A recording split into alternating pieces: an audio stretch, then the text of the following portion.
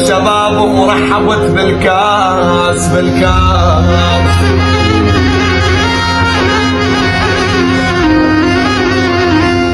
بعدما جز عمر 30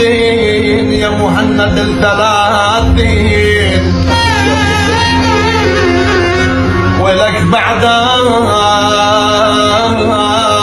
يا حماد الاسعاد يا خوي بعدما جز عمر 30